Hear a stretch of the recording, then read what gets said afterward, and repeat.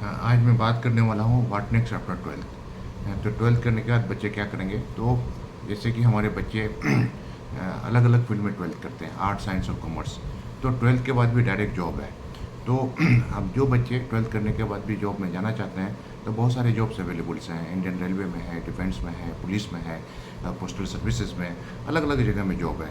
जैसे कि AFCAT exam, Indian security force exam, मैंने border security force exam, central reserve police force exam, और SSB, Indo Tibetan border police force exam, central industrial security force exam. उसके बाद insurance exam में होता है, bank exam होता है, public service commission PSC exam होता है, RRB असिस्टेंट लोको पायलट है, रेलवे ग्रुप D है, SSC combined higher secondary level, उसमें upper divisional clerk, lower divisional clerk, personal assistant, data entry operator, sorting assistant. उसके बाद SSC stenographer, SSC GD constable, SSC multitasking staff, NDA exam for arm forces. उसके बाद Indian coast guard exam, उसका Indian navy exam, Indian army exam, Indian coast guard exam for the post of sailors technician, assistant commanding airman, RRB और railway requirement. उसके बाद UPSC भी अलग अलग post के लिए वैकेंसी निकालती रहती है। तो अगर आप पैनी नज़र रखें तो ट्वेल्थ के बाद भी बहुत सारे जॉब्स अवेलेबल होते हैं। तो ट्वेल्थ के बाद भी आप लोग बहुत सारा जॉब्स कर सकते हैं। उसमें आपका सेंट्रल गवर्नमेंट का जॉब है, स्टेट गवर्नमेंट का जॉब है, PSUs में जॉब है, उसके अलावा क्या कहते हैं फॉरेन और गल्फ वगैरह में भी जॉब है। तो अगर आप ट्वेल्थ में अगर आप जॉब लेना चाहते हैं, तो टेंथ के बाद जब 11th में आते हैं तो 11th से ही आपको जॉब की तैयारी करनी पड़ेगी। और 11th से ही अगर आप जॉब की तैयारी करते हैं तो ट्वेल्थ करते हैं, और ट्वेल्थ करने के 1-2 साल के अंदर में आपको जॉब मिल जाएगी। तो एक तो ये है बिल्कुल। और ये प्लानिंग जो है, मैं पहले ही बताया था कि early goal setting. Early goal setting का मतलब ये है कि आप 9th में ही गोल फिक्स कर लीजिए कि 9th के बाद आप 10th करेंगे, बोर्ड करेंगे, और बोर्ड करने के बाद आप किस फील्ड में जाएंगे। तो उसी वक्त से अगर प्लानिंग अगर कर लीजिएगा, 12th करने के बाद अगर जॉब को अगर फिक्स कर लीजिएगा तो आपके लिए आसानी होगी। उसके अलावा 12th करने के बाद बच्चे अगर क्या कहते हैं हायर स्टडीज़ अगर करना चाहते हैं, तो जनरली जो साइंस बैकग्राउंड के जो बच्चे होते हैं, तो साइंस बैकग्राउंड में दो है, जो मेडिकल और इंजीनियरिंग। तो इंजीनियरिंग करने के लिए आपको PCM यानी फिजिक्स केमिस्ट्री मैथ रखना होता है। तो मैथ रखने के बाद आपको क्या करना है, 11th से ही आपको जो JEE की तैयारी करनी है। तो JEE क्या कहते हैं, एक मेंस होता है, दूसरा एडवांस होता है। और JEE मेंस और एडवांस के बेसिस पर आप अलग अलग इंस्टीट्यूट में क्या कहते हैं IITs NITs में और अलग अलग प्रीमियर इंस्टीट्यूट में आप क्या कर सकते हैं, BTech में एडमिशन ले सकते हैं। उसके अलावा BIT SAT है, VIT EEE है, IPU CAT है, AMU BTech है, COMET के है। उसके बाद NDA entrance exam with PCM Manipal BTech है, all India engineering exam with PCM है, स्टेट लेवल इंजीनियरिंग एंट्रांस है। तो ये सारा मैं जैसे HPCAT है, SR MJEE है, BHUEAT है, APEMCAT है, WBJE है, KIITEE है, NAT है, LPU NAST है, IPU CAT है, MST CAT है, टनाटा है, KEM है।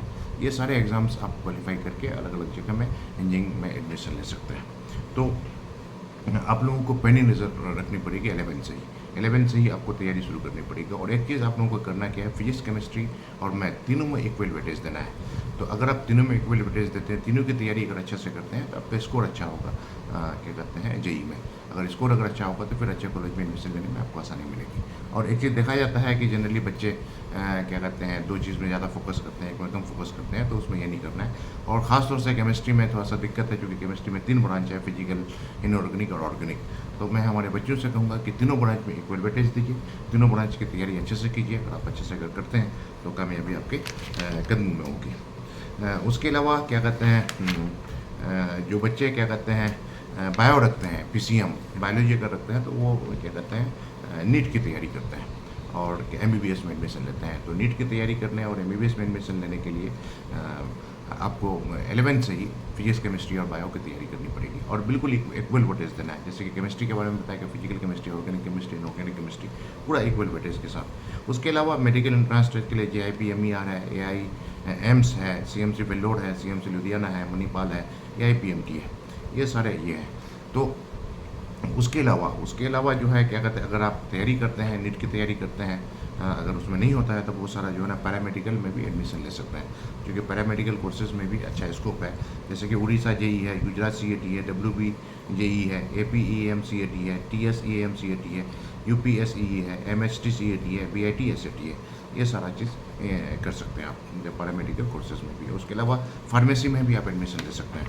तो बहुत सारे कोर्सेज़ हैं और मैं हमारे बच्चों से ये कहूँगा कि डोंट डिस्करेज, डिस्करेज होने की ज़रूरत नहीं। आप तैयारी कीजिए, तैयारी करने के बाद एक पर्टिकुलर टाइम तक 2 साल 3 साल जितना हो, उसके बाद अगर नहीं हो पाता है तो अल्टरनेटिव ऑप्शन को हमेशा तैयार रखिए।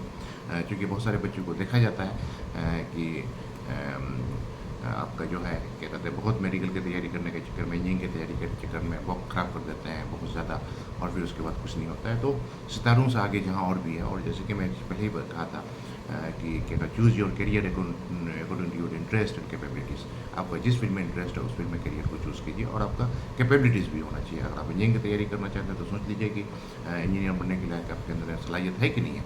तो सलाहियत में दोनों चीज़ है, एक फाइनेंशियल सलाहियत भी है, और दूसरा जो है आपका क्या कहते हैं, जो पढ़ने लिखने के लिए जो सलाहियत होती है। उसी तरह से मेडिकल की अगर तैयारी करते हैं तो मेडिकल की तैयारी करने के लिए भी आपके अंदर में इंटरेस्ट और कैपेबिलिटीज़ दोनों का होना बहुत लाजिम है। और दूसरी बात, अगर नहीं होता तो अल्टरनेटिव बहुत सारे ऑप्शंस हैं, जैसे कि मैं बताया कि पैरामेडिकल कोर्सेज भी हैं, या नहीं तो फिर अगर मैथ अगर रखते हैं या बायो रखते हैं तो बहुत सारे अंडर ग्रेजुएट कोर्सेज हैं, बीएससी वगैरह होता है अलग अलग फील्ड में, उसमें भी आप लोग करियर परस्यू कर सकते हैं। उसके अलावा जो बच्चे क्या कहते हैं लॉ के तरफ इंटरेस्टेड हैं, लॉ के लिए क्या है कि आपका +2 होना चाहिए, आर्ट साइंस कॉमर्स किसी में +2 अगर होगा तो लॉ ग्रेजुएट लॉ के लिए आप ये LLB में एडमिशन ले सकते हैं। और आज के टाइम में लॉ ग्रेजुएट की सख्त ज़रूरत है, क्योंकि पूरे देश में हर एक नागरिक को इंडियन कॉन्स्टिट्यूशनल वैल्यूज़ के बारे में जानना बहुत ज़रूरी है, और उतना ही नहीं बल्कि ह्यूमन राइट के बारे में, महिलाओं के अधिकार के बारे में जानना जरूरी है। तो ये सारी चीज़ें लॉ से आती है। तो लॉ के बारे में मैं तो कहता हूँ सिर्फ लॉ ग्रेजुएट ही नहीं, हर एक आदमी को, हर एक नागरिक को क्या कहते हैं, कम से कम फंडामेंटल राइट्स, फंडामेंटल ड्यूटीज़ और अपना ज़िंदगी जीने के लिए जो ना बहुत सारे जो चीज़ें हैं उसके बारे में जानना बहुत ज़रूरी है। तो लॉ में एडमिशन के लिए क्लेट होता है, वो दे सकते हैं। Army ministry of law entrance exam AILLET होता है, LSAT इंडिया है, DULLB है, APLAWCAT है, TSLAWCAT है, CUCA क्या कहते हैं ULSAT है, CULE है। इस तरह से आप ये कर सकते हैं। और आज के टाइम में क्या कहते हैं लॉ का क्रेज़ बहुत है, और लॉ करके मतलब एक इसमें आप न्याय को स्थापित करना है, और न्याय को स्थापित करने के लिए आप इनजस्टिस जनरल से क्या कहते हैं, किंग मार्टिन लूथर साहब ने कहा था, injustice anywhere is a threat to justice everywhere.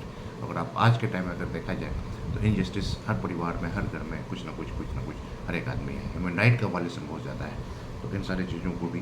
और एजुकेशन का मतलब मैं बताया था, नेल्सन मंडेला साहब ने भी कहा, education is the most powerful weapon through which you can change the world. तो एजुकेशन का मतलब ये है कि आपको नॉलेज को गेन करना। आप अगर आप लॉ कर रहे हैं, लॉ करने के बाद उसका नॉलेज को गेन कीजिए। आप इंजीनियर बन रहे हैं तो आपको अपना नॉलेज होना चाहिए। वो डॉक्टर अगर बनना चाहते हैं उसका नॉलेज होना चाहिए। किसी भी फील्ड में अगर किसी भी प्रोफेशन में अगर करियर अगर बनाते हैं तो उसमें आपको क्या कहते हैं आपके अंदर में क्या कहते हैं कि सलाहियत होनी चाहिए। उसके अलावा जो कॉमर्स बैकग्राउंड के जो बच्चे होते हैं वो उसमें भी अच्छा करियर ऑप्शंस हैं। और क्या कहते हैं कॉमर्स के जो बच्चे हैं CPCT है, उसके अलावा NMIMS है, NPAT है, सिम्बायोसिस SCT है, Xavier entrance examination for BMM और BMS, DUJAT है, IPUCAT है, BHUAT है, RUAT है, JSAT है, LPUNEST है, उसके अलावा IPUNEST है, उसके बाद IPMAT है, SAT है, NIFT है। ये सारा चीज़ में आप लोग ये कर सकते हैं। उसके अलावा बहुत सारे बच्चों को फैशन डिज़ाइनिंग में अगर इंटरेस्ट अगर है तो फैशन डिज़ाइनिंग इंटरेस्ट दे सकते हैं। जैसे national institute of fashion technology NIFT exam है, national institute of design NID exam है, उसके बाद मेयर में MIT इंस्टीट्यूट ऑफ डिज़ाइन है, centre for environmental planning and technology CEPT है, all India entrance examination for design AIEED है, Symbiosis institute of design exam है, footwear design and development institute है, national institute of fashion design है, UCEED। ये सारा चीज़ है, तो इसमें भी आप लोग अपना करियर अच्छा बना सकते हैं। उसके अलावा जो defence and marine entrance examination है, Indian maritime university common entrance test है, Indian navy BTech entry scheme है, Indian army technical entry scheme है, उसके बाद नेशनल डिफेंस एकेडमी है, नेवल एकेडमी एग्जामिनेशन है, इंडियन नेवी सेलर एग्जामिनेशन है। उसके अलावा क्या कहते हैं आर्ट्स और ह्यूमैनिटीज़ एग्जाम में है, BHUAT है, DUAT है, JNUE है, CUCAT है, SUAT है, IPUCAT है, IIT Madras humanities and social science entrance examination है, TISS bachelor school of test TISS BAT है, the English and foreign language university Hyderabad entrance test है। इसमें भी आप लोग क्या कहते हैं। और एक चीज़ मैं बताना चाहूँगा कि आर्ट साइंस और कॉमर्स तीनों को इक्वल वेटेज देना चाहिए, और चूँकि बराबरी है, इक्वलिटी है। आपको मैं पहले ही बताया था कि ह्यूमन राइट हमारा ये कहता है कि all human beings are equal, और जैसे कि मैं बताया था कि हमारा नागरिक जो हर एक नागरिक को जो है, चाहे आप किसी भी पोस्ट में हैं, किसी भी पद में हैं, सब किसी को राइट, जो वोटिंग राइट है वन है। तो all human beings are equal. अगर आप आर्ट्स रखना है, साइंस रखना है, कॉमर्स रखना है, किसी भी फील्ड में रहना है, तो ऑल आर इक्वल। तो जो बच्चे आर्ट्स अगर रखते हैं तो डिस्करेज होने की ज़रूरत नहीं है। उसके अलावा एग्रीकल्चर में भी फील्ड बना सकते हैं। तो एग्रीकल्चर एंट्रेंस एग्जामिनेशन के लिए जो है आप क्या कहते हैं, Indian council of agriculture research, ICAR, AI, EEA, UGPG, उसके KEM, हॉर्टीसेट, APEMCAT, BCE, JCE, CAC, GPAT, JAT agriculture, ये सारा क्या कहते हैं एग्जामिनेशन आप क्वालिफाई कर सकते हैं, इसमें करियर बना सकते हैं। तो उसके अलावा अगर आप, मैं ये कहता हूँ कि बच्चे हमारे जो क्या कहते हैं सेंट्रल गवर्नमेंट, स्टेट गवर्नमेंट की तरफ से अगर आप पढ़ाई करते हैं तो आजकल स्कॉलरशिप अवेलेबल है। बहुत सारे क्या कहते हैं NGOs है, उससे स्कॉलरशिप अवेलेबल है। प्लस बहुत सारे लोग फिलेंथ्रोपिस्ट हैं जो क्या कहते हैं स्कॉलरशिप देते हैं। जैसे कि क्या कहते हैं +2 के बाद जो है Indian government scholarship exam after 12 के बाद अगर आप किसी भी कोर्स में अगर एडमिशन लेते हैं तो उसके लिए बहुत सारे स्कॉलरशिप हैं, जैसे AICTE Pragati scholarship for girls, college admission scholarship, agriculture CASA, combined counselling board CCB scholarship, doctor APJ Abdul Kalam ignite awards, उसके बाद foundation for excellence FEA scholarship, Indian wild academic scholarship, inspire scholarship, national scholarship test, उसके बाद PM Narendra Modi scholarship for 12th pass student, उसके ये सारी scholarship हमारे आपके लिए अवेलेबल है। उसके अलावा क्या कहते हैं कुछ बच्चे क्या कहते हैं 12th करने के बाद फॉरेन भी जा सकते हैं, और जाना भी चाहिए। मैं इंकरेज करता हूँ कि क्या कहते हैं 12th करने के बाद अगर आपको अच्छे कंट्रीज़ हैं तो अच्छे कंट्रीज़ में अलग अलग कोर्सेज कर सकते हैं, मेडिकल कर सकते हैं, इंजीनियरिंग कर सकते हैं, लॉ कर सकते हैं, या फिर जिस फील्ड में इंटरेस्ट है तो अलग अलग इसमें ले सकते हैं। तो जनरली फॉरेन में एडमिशन लेने के लिए आपको जो इंग्लिश लैंग्वेज टेस्ट है IELTS है वो देना होता है, उसका TOE FL है वो देना होता है, उसका GRE ग्रेजुएट रिकॉर्ड एग्जामिनेशन, इसका स्कोर से भी काम आता है। उसके अलावा अगर क्या कहते हैं बाहर से अगर MBA क्या कहते हैं मेडिकल करना चाहते हैं तो MCAT यानी कि मेडिकल कॉलेज एडमिशन टेस्ट वो आपको क्वालिफाई करना होगा। अगर लॉ अगर करना चाहते हैं LSAT है क्या कहते हैं लॉ स्कूल एडमिशन टेस्ट। तो मैं इंकरेज करता हूँ कि आज हैं हमारे किसान जिला से भी बहुत सारे बच्चे अलग अलग कंट्रीज़ में गए हैं, और हमारे गांव के बगल में मोरा के हैज साहब हैं, उनकी लड़की लॉ करने के लिए बाहर गई है। तो मैं बच्चों को इंकरेज करता हूँ। और एक चीज़ मैं बताता हूँ कि अगर मान लेते हैं इन सारे कोर्सेज में अगर आपका एडमिशन अगर नहीं होता है तो क्या कहते हैं अल्टरनेटिव बहुत सारे ऑप्शंस हैं, जैसे कि आप CUET देकर के अलग अलग कोर्सेज में अंडर ग्रेजुएट कोर्सेज में एडमिशन ले सकते हैं। जैसे कि आपके अंदर में जो डिग्री कोर्सेज जो अंडर ग्रेजुएट कोर्सेज है, BE BTech है, BArch है, MBBS है, BAMS है, BUMS है, BHMS है, BNYS है, बैचलर ऑफ वेटनरी सर्विस है, BDS भी आप लोग कर सकते हैं डेंटल सर्जरी में, BBT बैचलर ऑफ फिजियोथेरेपी है, BOT bachelor of occupational therapy है, उसके बाद B.Pharma करते हैं, BMLT कर सकते हैं bachelor of medical laboratory technology, BSc molecular biology, BSc radiology, BSc nursing, BSc anatomy, BSc anaesthesia, उस तरह से बहुत सारे हैं। BSc जूलॉजी है, BSc मैथमेटिक्स है, BSc फिजिक्स है, केमिस्ट्री है, BSc एनवायरमेंटल साइंस है, फूड टेक्नोलॉजी है, जियोलॉजी है, होम साइंस है, माइक्रोबायोलॉजी है, बला बहुत सारा है। तो आप अंडर ग्रेजुएट भी कर सकते हैं, और इसमें संकोच करने की ज़रूरत नहीं है। अगर आप किसी में BSc कर लेते हैं तो BSc करने के बाद भी बहुत सारे जॉब्स अवेलेबल है। अगर आप पहली नज़र अगर फर्स्ट ईयर से ही कर रखिएगा तो फाइनल ईयर होते होते आपको जॉब मिल जाएगा, नहीं तो फर्दर MSc कर लीजिएगा, JAM की तैयारी करके फिर PhD भी कर सकते हैं। तो ये है। और ग्रेजुएट अगर आप हो जाइएगा तो ग्रेजुएट के बाद जो है ना अलग अलग कम्पिटिटिव एग्जामिनेशन की आप तैयारी कर सकते हैं। उसके अलावा क्या कहते हैं अगर आप क्या कहते हैं किसी भी आर्ट्स में भी मतलब BA कर सकते हैं। तो आपका जो है BA में बहुत सारा है, BA रशियन है, BA फ्रेंच है, BA अरबिक है। उसके अलावा क्या कहते हैं BA इंग्लिश है, BA फाइन आर्ट है, साइकोलॉजी है, सोशोलॉजी है, सोशल वर्क है, बहुत सारा हिस्ट्री है, सिविक्स है, क्या कहते हैं हिस्ट्री है, पॉलिटिकल साइंस है, ज्योग्राफी है, थियोलॉजी है, होम साइंस है, बहुत सारी चीज़ों में BA आप कर सकते हैं। उसके अलावा एक है bachelor of library information science, ये भी एक अच्छा कोर्स है, आजकल लाइब्रेरी का क्रेज हर जगह बढ़ रहा है, तो वो सारा भी आप अंडर ग्रेजुएट कोर्सेज में कर सकते हैं।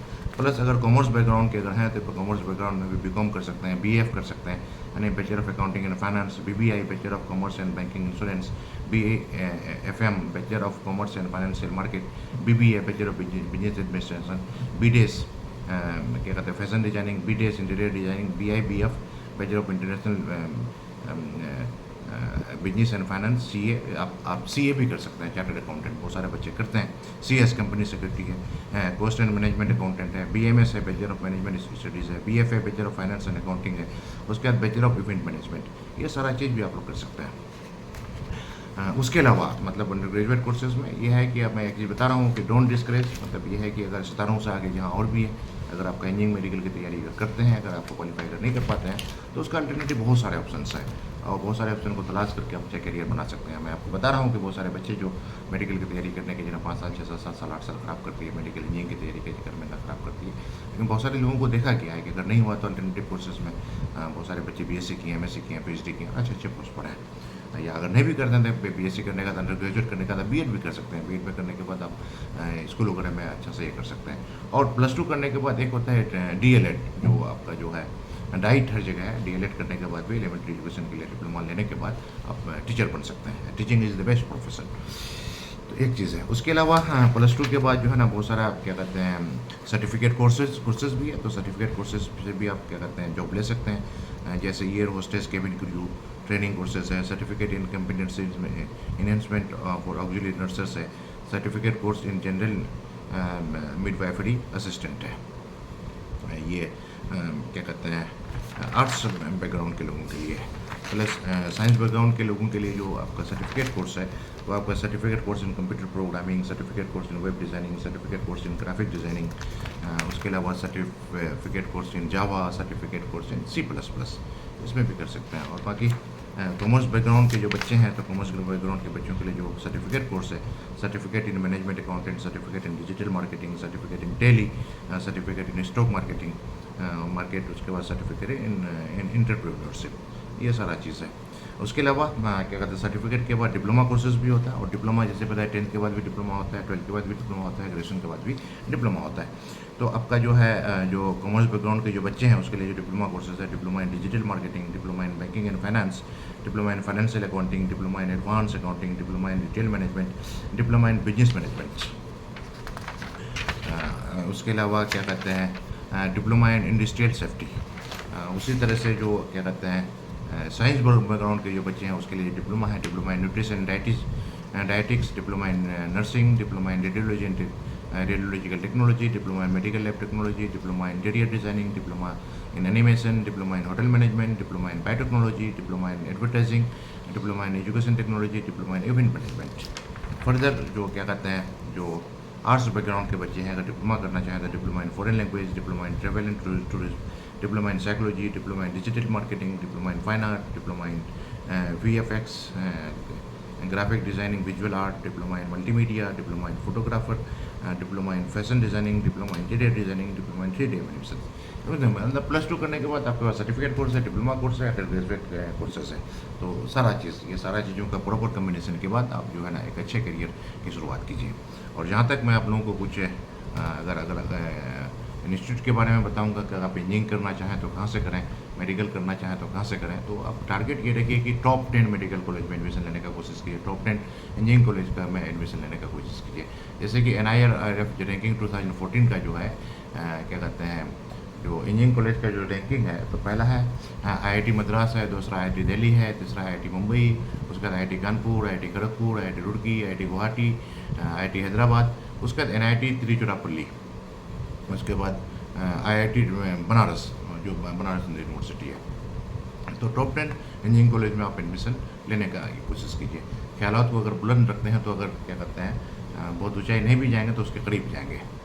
उसी तरह से मेडिकल कॉलेज में अगर आप किसी मेडिकल के फील्ड में अगर एडमिशन लेना चाहते हैं तो मेडिकल का जो रैंकिंग है NIRF का, सबसे पहला है honoured institute of medical science new Delhi है, उसके बाद post graduate institute of medical education and research PGI Chandigarh है, उसके बाद क्रिश्चियन मेडिकल कॉलेज है वेल्लोर में, उसके बाद national institute of mental health and neuro science Bengaluru में है, उसके बाद Jawaharlal institute of post graduate medical education and research Pondicherry में है, उसका Sanjay Gandhi post graduate institute medical science Lucknow में है, उसके बाद बनारस हिंदू यूनिवर्सिटी है, उसके बाद अमृता विश्व विद्यापीठम है कोयम्बतूर में, कस्तूरबा मेडिकल कॉलेज मणिपाल है, उसके बाद आपका Madras medical college and government general Chennai में है। इस तरह से अब टॉप 10 मतलब आप देखिएगा, आप साइट में अगर जाइएगा तो NIRF का रैंकिंग होता है, रैंकिंग में आपको मिलता है। अगर आप डेंटल में अगर करियर बनाना चाहते हैं तो डेंटल में करियर बनाने के लिए आपको है जो टॉप 10 जो है Savita institute of medical and technical science Chennai में है, तमिलनाडु, उसके बाद Manipal college of dental science Manipal Manipal Karnataka, Maulana Azad institute of dental science Delhi, उसके बाद King's George medical university Lucknow Uttar Pradesh, उसका doctor D Y Patil Vidyapeeth Pune Maharashtra, AP city memorial institute of dental science Bengaluru Karnataka, AB city memorial institute SRM degree college Chennai Tamil Nadu, उसका जामिया मिल्लिया इस्लामिया न्यू दिल्ली, इसका 8th rank है। उसके बाद शिक्षा व अनुसंधानम, ये जो है भुवनेश्वर उड़ीसा में है, उसका Shri Ramachandra institute of higher education and research Chennai Tamil Nadu, ये 10th पोजीशन पर है। तो इस तरह से आप लोग ये कर सकते हैं, ये है। उसके अलावा आपका जो है लॉ में अगर एडमिशन लेना चाहते हैं तो टॉप 10 लॉ में है नेशनल लॉ यूनिवर्सिटी, ये आपका बेंगलुरु में है कर्नाटका, नेशनल लॉ यूनिवर्सिटी आपका न्यू दिल्ली, वो पहला हुआ national law university of India university जो बेंगलुरु में है, national law university New Delhi, उसका NALSAR university of law Hyderabad Telangana, and the West Bengal national university of judicial science Kolkata West Bengal, उसका सिम्बायोसिस लॉ स्कूल जो पुणे महाराष्ट्र, उसका जामिया मिल्लिया इस्लामिया न्यू दिल्ली, उसके बाद है Indian institute of technology Kharagpur, उसके बाद Gujarat national law university Gandhinagar Gujarat, उसके बाद है शिक्षा अनुसंधानम, ये जो भुवनेश्वर उड़ीसा 9th पोजीशन है, उसके बाबा साहेब भीमराव अम्बेडकर जो है इसका 10th पोजीशन है। उसी तरह से आपका जो है आर्किटेक्चर में अगर एडमिशन लेना चाहते हैं तो उसका है IIT रुड़की है, उसका IIT खड़गपुर है, उसके बाद क्या कहते हैं NIT कैलिकट, उसके बाद है Indian institute of engineering science and technology Shibpur Howrah West Bengal में पड़ता है, school of planning and architecture New Delhi, उसका centre for environmental planning and technology उसका अहमदाबाद, उसके जामिया मिल्लिया इस्लामिया न्यू दिल्ली 7th पोजीशन है, national institute of technology Tiruchirappalli 8th position है, national institute of technology Rourkela 9th position है, उसके बाद Visvesvaraya national institute of technology Nagpur 10th position है।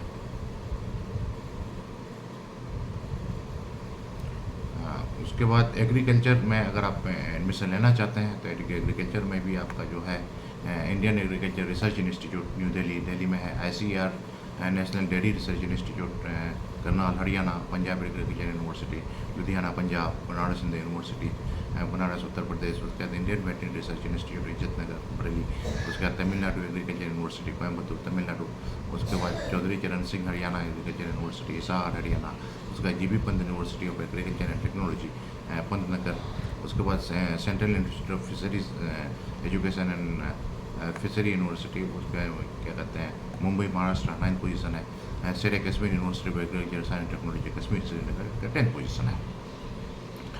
NRF का रैंकिंग हर साल निकलता है गवर्नमेंट ऑफ इंडिया की तरफ से, मिनिस्ट्री ऑफ एजुकेशन की तरफ से।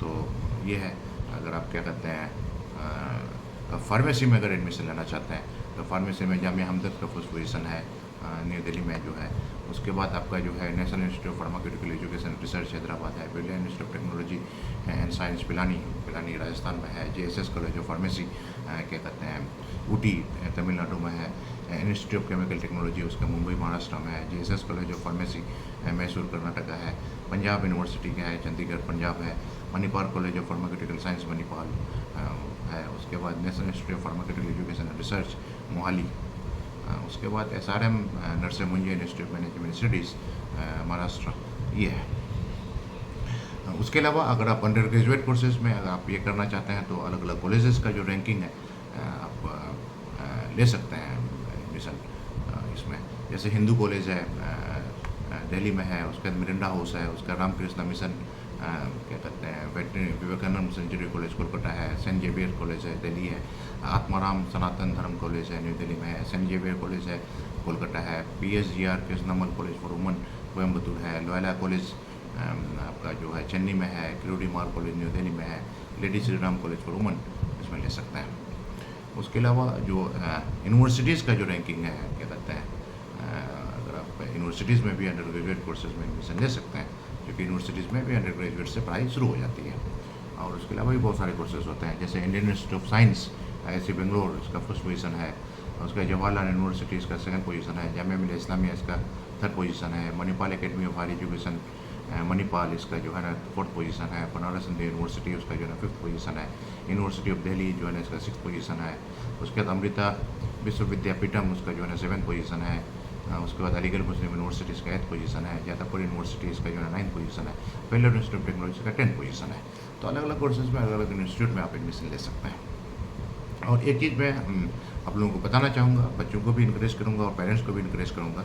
चलिए ठीक है, आप पर्टिकुलर कोर्स को आप चूज़ कीजिए और चूज़ करने के लिए पर्टिकुलर जॉब को भी रखिए, क्योंकि आगे चल करके आपको क्या करना है, यूपीएससी की तैयारी करनी है, जो आईएएस बनते हैं, आईपीएस बनते हैं, लाइट सर्विस में जाते हैं, या उसके अलावा जो स्टेट सर्विस की तैयारी करना चाहते हैं, या फिर लॉ की तरफ करके लॉ करने के बाद जुडिशल सर्विसेज की तरफ जाना चाहते हैं, या फिर क्या कहते हैं प्रैक्टिस करना चाहते हैं, या फिर अगर फर्दर हाई स्टडीज़ में जाना चाहते हैं।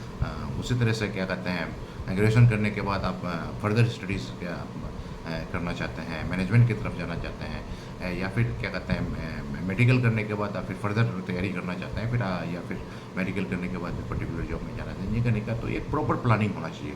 तो प्रॉपर प्लानिंग के साथ जो है ना, उसके बाद से भी अगर आप ग्रेजुएशन अगर करते हैं तो ग्रेजुएशन करने के बाद पर्टिकुलर जॉब में अगर जाना चाहते हैं तो पर्टिकुलर जॉब की तैयारी कीजिए, या फिर फर्दर हाई स्टडीज़ की तैयारी करना चाहते हैं तो हाई स्टडीज़ के लिए फर्दर वहाँ से तैयारी शुरू कर दीजिए। तो इससे आपको जो है ना क्या कहते हैं अच्छा रहेगा। और एक चीज़ मैं बताऊंगा कि आप लोगों को कि आज के टाइम में हमारे बच्चे पढ़ाई लिखाई में थोड़ा सा कम ध्यान देते हैं, तो मैं आप लोगों को कहूँगा कि पढ़ाई लिखाई में ध्यान दीजिए। और जहाँ तक आजकल इंटरनेट आ गया है, तो मैं आप लोगों से ये नहीं कहूँगा आप इंटरनेट से दूर होइए, बल्कि इंटरनेट एक अच्छा माध्यम है। इंटरनेट के जरिए आपको एजुकेशन मिल जाएगा, एजुकेशन में बहुत सारी चीज़ें मिल जाएगी। और बहुत सारे बच्चे कोरोना काल में क्या कहते हैं ऑनलाइन और क्या कहते हैं घर में ही रह करके तैयारी करके वो अलग अलग कम्पिटेटिव एग्जामिनेशन निकाले हैं। बहुत सारे बच्चे नीट निकाले हैं, जेई निकाले हैं, क्लेट निकाले हैं, या फिर क्या कहते हैं बहुत सारे बच्चे यूपीएससी निकाले हैं, बीपीएससी निकाले हैं, अलग निकाले हैं। और रिसेंट केसेस में ये देखा गया है कि हमारी बच्चियाँ जो लड़कियाँ हैं जो अच्छा कर रही है। तो जेंडर इक्वलिटी का मतलब बॉयज़ और गर्ल्स आर इक्वल। तो देखा गया है कि हमारी बच्चियाँ आजकल अलग अलग फील्ड में अच्छा कर रही है। और बहुत सारा जैसे यूपीएससी में देखा जाए तो उसमें टॉप 5 टॉपर में देखिएगा 3 लड़कियां हैं, टॉप फर्स्ट सेकंड वो भी लड़की है। और अलग अलग स्टेट सर्विस में क्वालिफाई करती है, इंजीनियरिंग में, मेडिकल में, अलग अलग इसमें। और बोर्ड के एग्जाम में भी अगर देखा जाए 10th के बाद में, 12th के बाद में अलग अलग स्टेट में तो टॉप करती है। तो एक अच्छा साइन है कि लड़कियाँ पढ़ती है। और मैं तो कहता हूँ कि लड़कियों को पढ़ाया जाए, क्योंकि लड़कियों को पढ़ाने से बहुत फ़ायदा होता है। अगर बॉयज़ अगर पढ़ता है तो एक परिवार का ये होता है, लेकिन अगर महिलाएं अगर पढ़ती है, लड़कियां अगर पढ़ती है तो एक नस्ल को सुधारती है। तो ये जैसे कि एक गाड़ी के 2 पहिए होते हैं, दोनों को इक्वल होना चाहिए, एजुकेशन में भी इक्वल होना चाहिए। तो हाँ, इसमें अगर देखा जाए मैं एक सबसे बड़ी बात ये कहूँगा कि ठीक है आप डॉक्टर बनिए, इंजीनियर बनिए, प्रोफेसर बनिए, साइंटिस्ट बनिए, जर्नलिस्ट बनिए, जर्नलिज्म के फील्ड में भी आप करियर बना सकते हैं, जाइए। तो लेकिन सबसे बड़ी चीज़ है एजुकेशन का मतलब है कि इंसान बनना। और इकरा का मतलब क्या होगा कि आप इंसान बनने के लिए आपको पढ़िए, क्योंकि जितने भी जो दुनिया बनी है, दुनिया बनने के बाद गॉड की तरफ से जितने भी मैसेंजर्स आए या जितनी भी किताबें जो भेजी गई है, कि उसमें सबसे पहले जो पार्ट जो पढ़ाई गई है कि आपको इंसान बनने के लिए कहा गया है। तो इंसान बनने के लिए जो कुछ जो यूनिवर्सल मॉरल वैल्यूज़ है वो लर्न करने की ज़रूरत है, जैसे कि झूठ नहीं बोलना, गिबत नहीं करना, चुगलखोरी नहीं करना, बहतान नहीं फैलाना, हसद नहीं करना, बुग़्ज़ नहीं रखना, किसी को क्या कहते हैं परेशान नहीं करना, मतलब हिंसा नहीं करना, और दिल से जो है ना क्या कहते हैं लालच को निकालना, लालच नहीं रखना। उसके अलावा क्या कहते हैं जो हिंसा का मतलब 2 तरह से हिंसा होता है, फिजिकल हिंसा और दूसरा क्या कहते हैं जुबान से भी हिंसा होता है। और को एग्जिस्टेंस, एक साथ मिल करके रहना और एक दूसरे के दुख दर्द में साथ देना, और अहंकार जो ईगो होता है, ईगो को ख़त्म करना, दिल से ईगो को निकालना, ये सारी चीज़ों की सख्त ज़रूरत है। क्योंकि now A days humanity is threatened. क्योंकि देखा जाता है कि आजकल के बच्चे या फिर जनरेशन में आजकल के बच्चे नहीं, मगर देखा जाता है जब से दुनिया बनी है, आदम अलैहिस्सलाम आया, उसका 2 बेटा, एक हाबिल और काबिल। एक बेटा इंसान बना, दूसरा बेटा जो है ना विकृति का शिकार हो गया है। नहीं कि एक बच्चे ने यूनिवर्सल मॉडल वैल्यूज़ को अपनाया, दूसरे ने बनाया, तो एक भाई ने दूसरे भाई का कत्ल कर दिया। तो आज के टाइम में भी अच्छे लोग और बुरे लोग, तो आज के टाइम में ये देखा गया है कि मतलब बुरे लोगों की संख्या बढ़ती जा रही है। तो बुराई से हमको बचाना है, इंसानियत को बरकरार रखना है। इंसानियत को बरकरार रखने के लिए सारी चीज़ों को बिल्कुल अमल में लाने की ज़रूरत है। अगर झूठ नहीं बोलना, सिर्फ एक बात मतलब एकदम अहद लेना है दिल में कि आज के बाद हम झूठ नहीं बोलेंगे, आज के बाद हम गिबत नहीं करेंगे, चुगलखोरी नहीं करेंगे, बहतान नहीं फैलाएंगे। बहतान नहीं फैलाने मतलब किसी पर आरोपित नहीं करना, वो नहीं करेंगे, किसी पर हिंसा नहीं करेंगे, हम अपन दिल में लालच लेकर के नहीं आएंगे, हसद नहीं करेंगे, बुग़्ज़ नहीं रखेंगे, और दिल से जो है ना अपना जो है अहंकार जो है उसको निकालेंगे। और जो हमारा जो सेल्फिश जो है क्या कहते हैं जो मतलबी होता है, मतलबी नहीं होता, स्वार्थी नहीं होना चाहिए। आपका जो इंटीग्रिटी की बेसिस पर निस्वार्थ भाव से काम करने का भावना आपको पैदा करना है। और इन सारी चीज़ों को पैदा करने के लिए पेरेंट्स का बहुत बड़ा रोल होता है, एनवायरनमेंट का बहुत बड़ा, यानी कि सोसाइटी का, रिश्तेदार का बहुत बड़ा रोल होता है, टीचर का बहुत बड़ा रोल होता है। तो सारे जो स्टेक होल्डर्स हैं, जैसे कि एक रिसर्च है कि जो 85% जो ब्रेन डेवलपमेंट होता है prior to age of 6 year, यानी 6 साल तक बच्चों के मस्तिष्क का 85% विकास होता है, और वही मेन टाइम होता है। और उसी टाइम में बच्चे जो सीखते जो हैं, माँ बाप की हरकत से सीखते हैं, रिश्तेदार की हरकत से सीखते हैं, सोसाइटी की हरकत से सीखते हैं, टीचर के हरकत से सीखते हैं। तो parents are the first school of children and teacher are the second school of children and society is the third. तो इस तरह से वहाँ ये देखा जाता है कि हमारे बच्चों को जो एनवायरनमेंट दिया जाएगा, उसके सामने जो एक्टिविटी की जाएगी, बच्चे वो सीखेंगे। अगर उसके सामने में झूठ बोला जाएगा तो बच्चे झूठ बोलना सीखेंगे, उसके सामने गिबत किया जाएगा तो बच्चे गिबत करना सीखेंगे, उसके सामने में बहतान अगर फैलाएंगे तो वो सारी चीज़ें, तो उन सारी चीज़ों को इसीलिए मैं बात कर रहा हूँ। एजुकेशन का मतलब ये है कि सिर्फ क्लासरूम में एजुकेशन नहीं, क्योंकि बोला क्लासरूम से बच्चों को पढ़ा करके समाज में भेज दिया जाता है तो समाज में विकृति आ जाती है।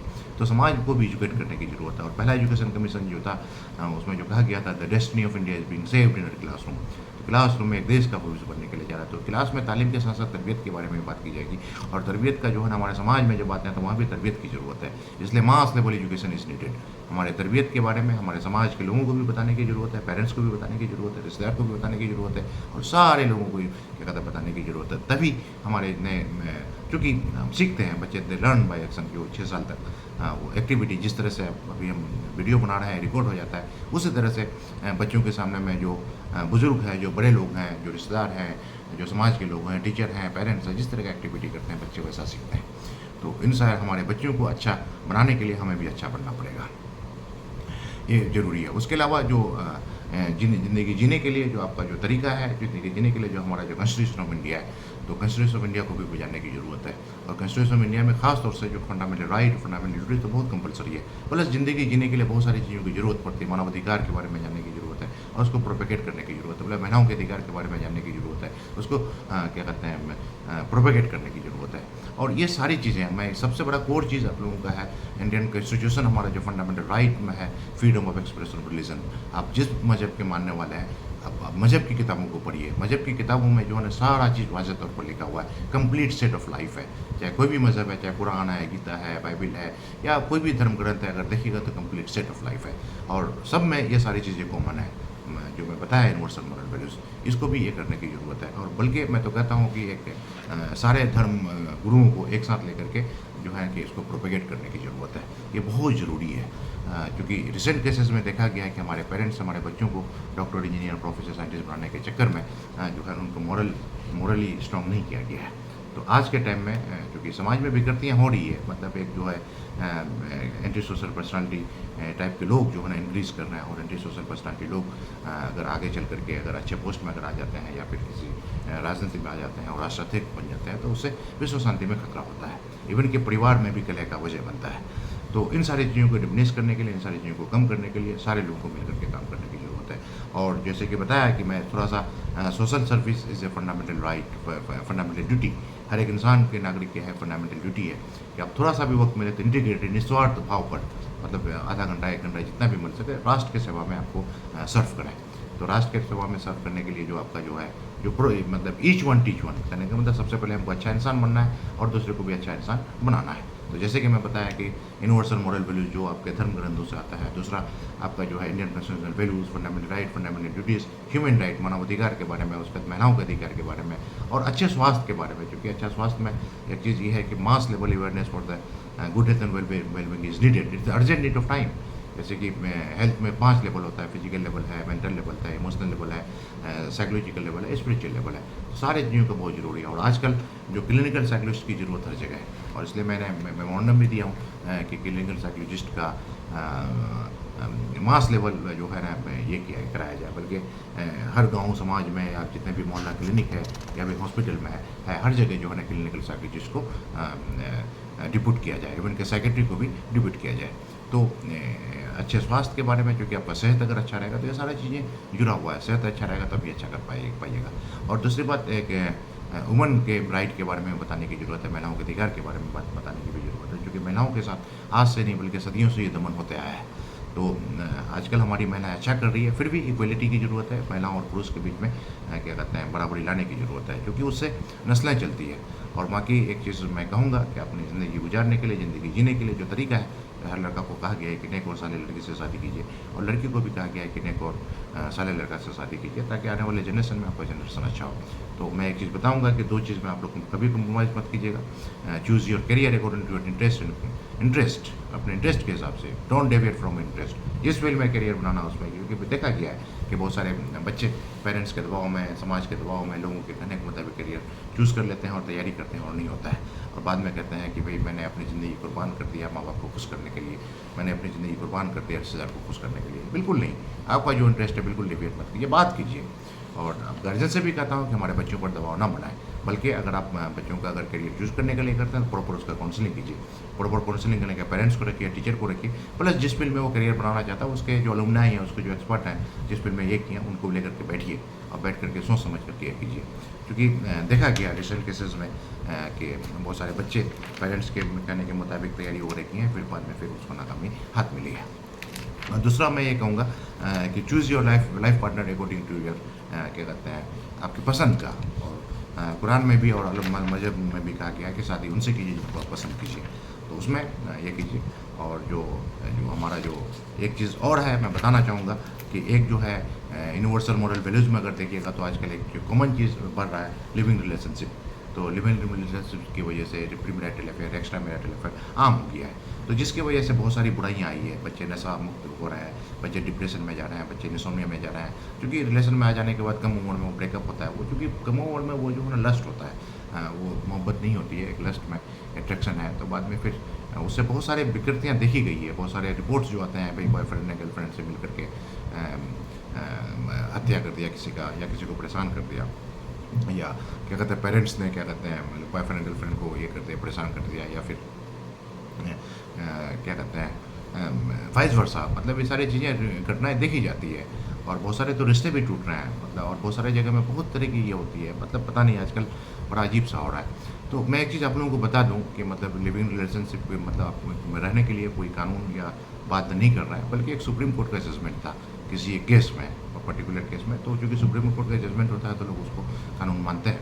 लेकिन आपको क्या कहते हैं यूनिवर्सल मॉरल वैल्यूज़ में चाहे किसी भी मजहब के हों, तो मतलब क्या कहते हैं लिविंग रिलेशनशिप अलाउड नहीं है, तो इस चीज़ को कम किया जाए, मिनिमाइज़ किया जाए, और अच्छे से मतलब सुन्नत तरीके से मोहब्बत होती है तो अगर एक दूसरे के बीच में अगर मोहब्बत होती है तो मोहब्बत करने वालों को मिलाया जाए, उसको शादी कराया जाए, ये अच्छा चीज़ है, यही हमारा कल्चर है, इंडियन कल्चरल वैल्यूज़ में यही है, भारतीय संस्कृति का यही है। तो वेस्टर्न कल्चर है, और बल्कि वेस्टर्न में अगर देखिएगा तो इन सारी चीज़ों का जो है ना बुरे इम्प्लीकेशन है, और इंडिया में भी देखिए बहुत सारे बुरे इम्प्लीकेशन हो रहे हैं।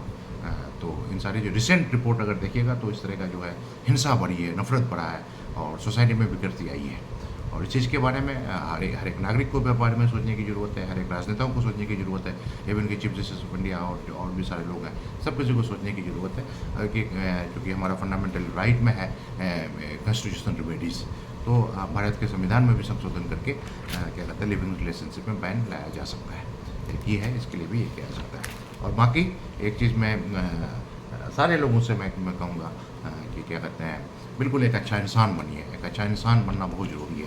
और अगर आज के टाइम में अगर देखा जाए तो जो आदमी जो आ रहे हैं, बच्चे जो हो रहे हैं, जो नेक्स्ट जनरेशन कमिंग जनरेशन जो लोग हैं, वो क्या कहते हैं हाइब्रिड, मतलब इंसान मतलब बहुत सारा बिहेवियर है जो क्या कहते हैं इंसान के बिहेवियर से मैच नहीं करता है, तो उन सारे बिहेवियर को दूर करने की ज़रूरत है।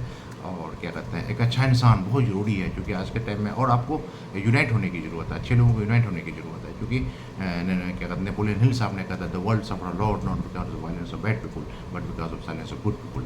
आज अच्छे लोग खामोश रहते हैं, खामोशी की वजह से क्या कहते हैं नफरत बढ़ रही है, हिंसा बढ़ रहा है, नाइंसाफ़ी बढ़ रही है। उसके अलावा क्या कहते हैं आइंस्टाइन साहब ने कहा था कि the world is a dangerous place not because of evil people but because of those who do not do anything about it. बिल्कुल सही बात है, दुनिया रहने के लिए ख़तरनाक जगह है, इस वजह से नहीं कि यहाँ पर बुरे लोग हैं, इस वजह से कि अच्छे लोग कुछ नहीं कर रहे हैं। बिल्कुल सही बात है, तो अच्छे लोगों को बिल्कुल अच्छाई को फैलाने के लिए समाज में निकलने की जरूरत है। और एक बिल्कुल डाटा मैं बता रहा हूँ कि समाज में आज भी 98% आर पीस लिविंग अच्छे लोग हैं, ओनली 2 to 5% लोग जो है ना वो बुरे लोग हैं। लेकिन विडम्बना ये है कि वो लोग मतलब डोमिनेटिंग है, उनका दौर शासन तक, मतलब कहने का मतलब उनका दौर क्या कहता है लेजिस्लेचर था, उसका दौर एग्जीक्यूटिव था, उसका दौर जुडिशरी तक, और हमारे जो चौथा स्तंभ उसका दौर मीडिया तक है।